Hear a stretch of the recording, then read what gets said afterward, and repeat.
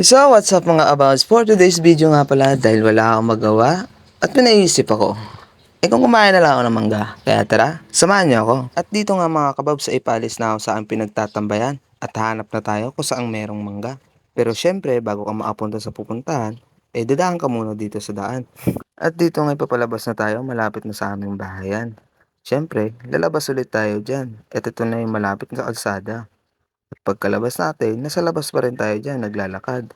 At ito na yung makikita na natin yung puno ng mangga at diyan tayo kukuha sa bahay ni Kuya Boy.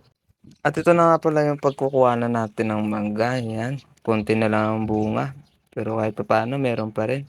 Mahirap na kasing kumuha ng mangga sa malaya dahil sobrang init ng panahon ngayon. At syempre, dito, pipitasin na natin yung mababa, saka tayo magpapaalam. Boy! Boy! Boy! Mangga! Mangga! At dahil pinayagan tayo, kukuha lang tayo ng panungkit para makakuha ng mangga.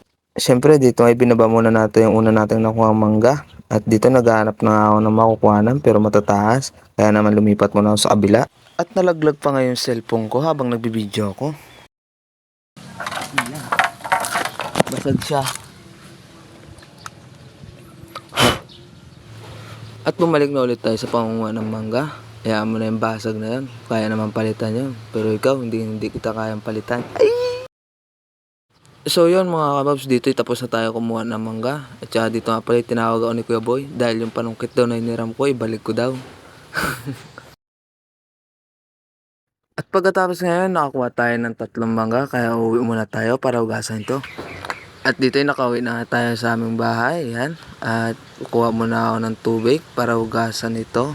Siyempre may naka-reserve na tayong tubig dyan bago natin ito hugasan. Yan naman dito, sinubukan ko lang paghuhugas. Kinuha ko na muna yung mangga. Tsaka yung nilagay. Yan, tamang hawaw lang. Yan.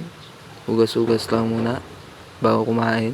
At pagkatapos niya yan, dito sinimulan ko na pagbabalat ng mangga. Yan. Tamang balat-balat lang si Kababs, pangiti-ngiti. Dinikit pa yung mukha sa mangga. Yun, dalawa na silang baba. So yan, pagkatapos ngayon, sinimulan natin tikman.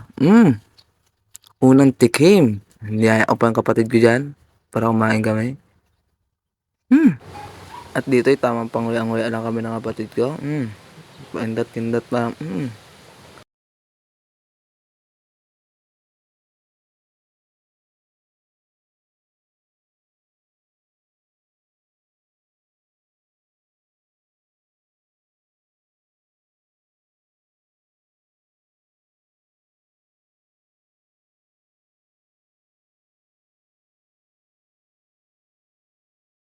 So yun lang. Maraming salamat sa panonood. Bye-bye!